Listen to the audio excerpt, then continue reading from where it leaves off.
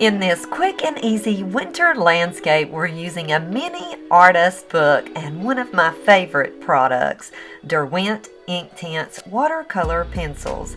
These are made in the UK and they are fabulous with deep, rich color pigments that simply explode when hit with water on the paper. If you're new to watercolor, this is a great place to start. I'm Penny Morgan, and you'll find a lot of the art I create in my journals and planners available on Amazon. To learn more about that, check the video description below. Let's jump into this project. These pencils are full of rich pigment, so you don't have to apply a lot of pressure. They are soft and easy to work with. I'm just laying a variety of colors here in our mini book. I found these mini handmade paper books on Instagram, and I will link the information up to those below because they are very nicely made. These pencils, as you can see, since they're so rich in pigment, I don't need to put down a lot of color because once we hit this with the water, it's really going to spread the color out. So we're just simply putting a few colors down here to give us that background of our sunset. This is an opportunity for you to be creative with the colors you pick. You don't want to use too many colors because you don't want to create a muddy effect once we apply the water. I've got a neat little trick that I'll share with you at the end for adding our snow on top of our watercolor. Comes for my favorite part, and that's the magic of the water, where we blend our background and really make that sunset pop.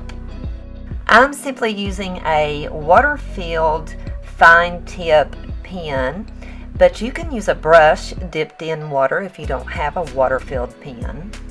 The trick here is to control the amount of water that you're laying down. You don't want to get too much water because then it will run. So keep a paper towel handy to tap with the brush and blot out the excess water. And here I'm going right back into the page while it is still damp with more of the Derwent Inktense pencils, and I'm starting to draw my tree.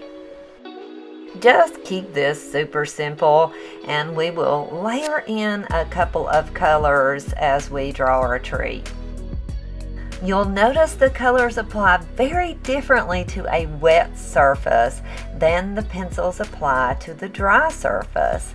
And that's why we're working in this wet surface, because we don't want a lot of heavy pigment here for this.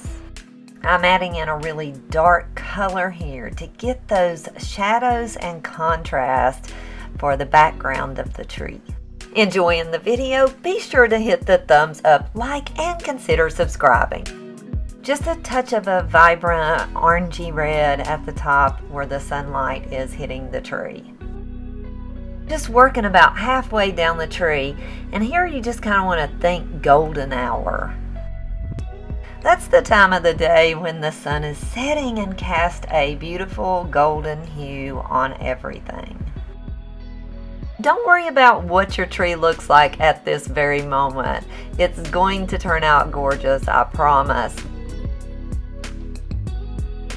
Now we're also adding some color underneath the tree to create some shadows.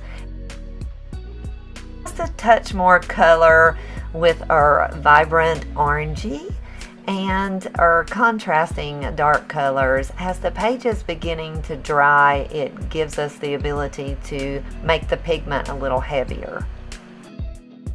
Working with miniatures can be a little difficult sometimes, holding the book and working with your artist pen or paintbrush. One trick is to put it under a clipboard clip and work with it, but I never do anything the easy way.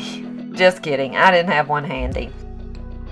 Now we'll start to apply some white, and white is a little more difficult to apply on top of darker colors. So I'm going to show you a trick at the end, as I promised, for adding our snow, because using the white here is not going to add the snow effect that you saw in the finished project. I'm just simply adding a touch of white for blending purposes. I'm also adding in an additional tree here just to give the landscape some depth. By making it smaller, you can give the appearance that the tree is further off in the background. And just a touch of turquoise color in the foreground so that we get that glistening reflection from the sky on the snow. I'm also adding just a hint of it in the trees as well for highlights.